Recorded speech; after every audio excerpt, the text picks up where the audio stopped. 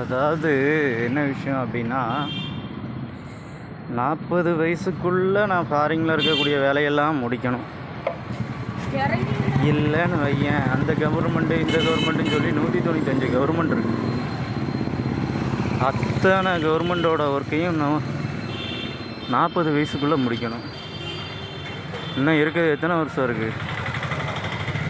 2.5 வருஷம்தான் இருக்குது. 195 கண்ட்ரிஸ் ஒர்க்கை முடிக்கணும். அதை முடிக்கலைன்னா உன் இந்தியாவை நீ மறந்துடு. உன் இந்தியாவில் எந்த வேலையும் நடக்காது. முதல்ல அதை தெரிஞ்சுக்குவோம். இந்தியன் கவர்மெண்ட்டில் எந்த ஒர்க்கும் நடக்காது.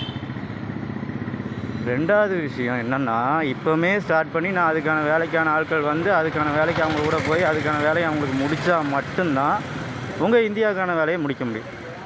அதுக்கு நீங்கள் வந்தால் உங்கள் வேலையும் சேர்த்து போட்டு முடிப்பேன், அவ்வளோதான் விஷயம்.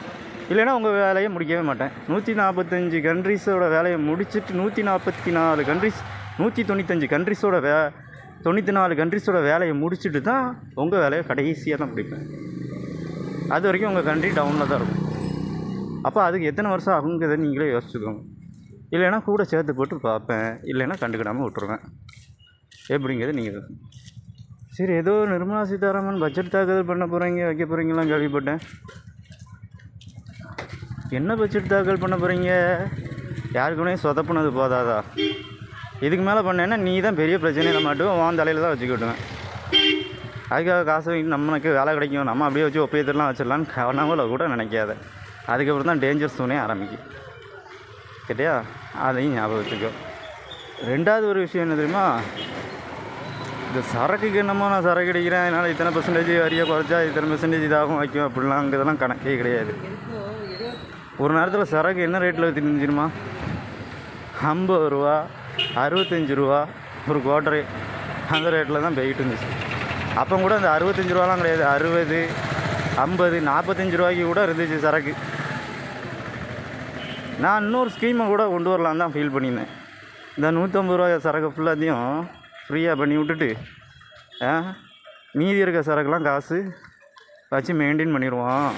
150 ரூபா சரக்கு மட்டும் மக்கள் கொஞ்சம் அதிகமாக சாப்பிட்டு கூட்டம் அவனுக்கு மட்டும் ஃப்ரீயாக கொடுத்துட்டு அந்த சரக்கு மட்டும் கண்காணிப்புக்கு ஆட்களை கொஞ்சம் அதிகமாக போட்டு 6 மாதம் 2 மாதத்துக்கு ஒரு தடவை செக்கிங்கை போட்டு, இல்லை டெய்லி செக்கிங்கை போட்டு செக் பண்ணி சரக்கோட குவாலிட்டியை செக் பண்ணிக்கிட்டே இருந்து கவனிச்சே மெயின்டைன் பண்ணிடுவோன்னு நான் நினச்சேன்.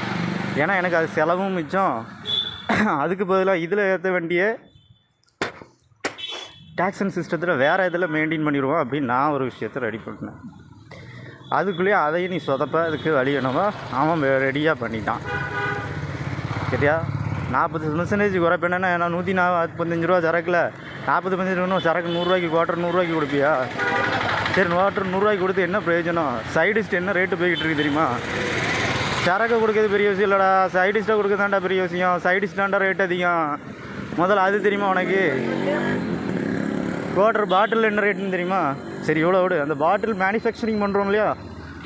ஒரு பாட்டிலை ரீப்ரொடக்ஷன் பண்ணி மேனுஃபேக்சரிங் பண்ணி ரெடி ஆகி அந்த மூடி இடியெல்லாம் ரெடி ஆகி வர்றதுக்கு பாட்டில் வந்து அதுக்கு ஸ்டிக்கரிங் பண்ணி அதில் ப்ராடக்டை இது பண்ணி இன்சர்ட் பண்ணி ப்ராடக்டை இன்சர்ட் பண்ணது மட்டும் கிடையாமல் அந்த ப்ராடக்ட்டை அங்கேருந்து கொண்டு வந்து ஹோல்சேல்லேருந்து வாங்கி ரீட்டெயிலில் கொண்டு வந்து ஷாப்புக்கு கொண்டு வந்து சேல்ஸ் பண்ணி அந்த சேல்ஸ்மேனுக்கு சேலரிஸ் கொடுக்குற வரைக்கும் இன்க்ளூடிங் டேக்ஸ் எல்லாமே அதுக்குள்ளே இருக்கும். அப்போ அந்த பாட்டிலோட ரேட்டு சரக்கோட ரேட்லாம் கம்மி தான், சைடிஸ்டோட ரேட்டு தான் அதிகம். ஏன்னா பர்ச்சேசிங் பவர் பிபிபி மக்கள் வாங்கி பயன்படுத்தக்கூடிய பிரயோஜனமான விஷயங்களுக்கு தான் அங்கே பிபிபி ஒர்க்கபிள் ஃபங்க்ஷன் ஆகும். மக்களோட தேவைகளை பூர்த்தி பண்ணதுக்கு தகுந்த மாதிரி தான் சில சிஸ்டம்ஸும் இருக்கும்.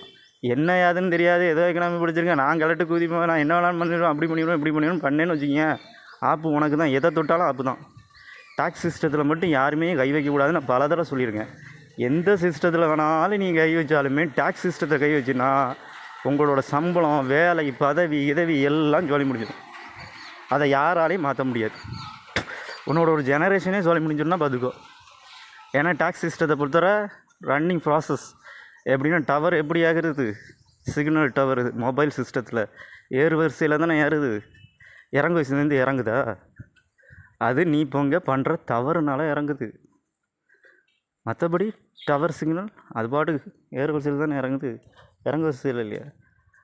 ஆனால் நீங்கள் என்ன பண்ணுறீங்க, இறங்க வரிசையாக பார்த்து இறங்கிட்டு கடைசியில் ஏற மாட்டேங்குது, டவர் கிடைக்க மாட்டேங்குது, சிக்னல் கிடைக்க மாட்டேங்குது. இந்த மாதிரி சம்பளம் இல்லை, உயர்வு இல்லை. இப்போ ஸ்ட்ரைக் பண்ணாங்களா, அதே மாதிரி இனிமேல் நிறைய நடக்கும் உலகம் ஃபுல்லாக நடக்கோ இல்லையோ.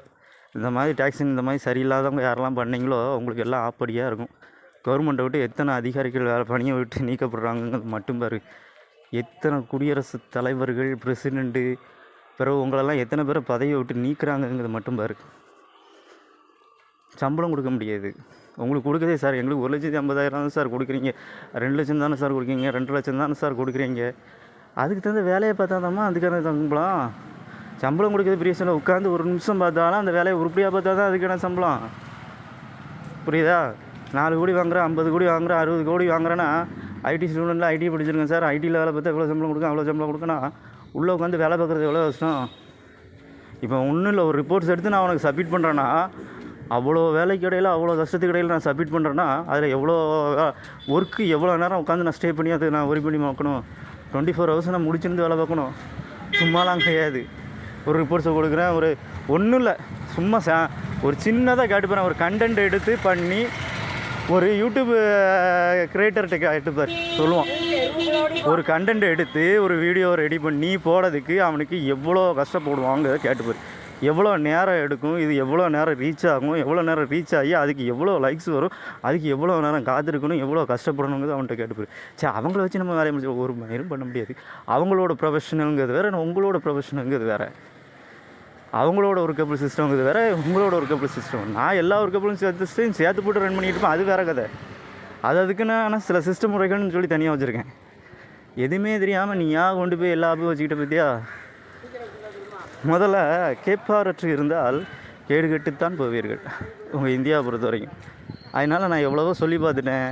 நீ கேட்பாரட்டு நீயும் இருந்த, ஸ்டாலினும் இருந்தான், மோடியும் இருந்தான், நிர்மலா நீயும் இருந்த, துர்பாமுருமா இருந்தா. அப்போ உங்கள் அகத்துக்கு தகுந்த மாதிரியே அழிஞ்சு போங்கன்னு சொல்லி நான் பாட்டு கண்டுக்கிடாமல் விட்டுக்கிட்டு மற்ற கண்ட்ரிஸோட வேலைகளை மட்டும் பார்த்துக்கிட்டே இருப்பேன். அதையும் நீ மீடியாவிலே பார்த்துக்கலாம்.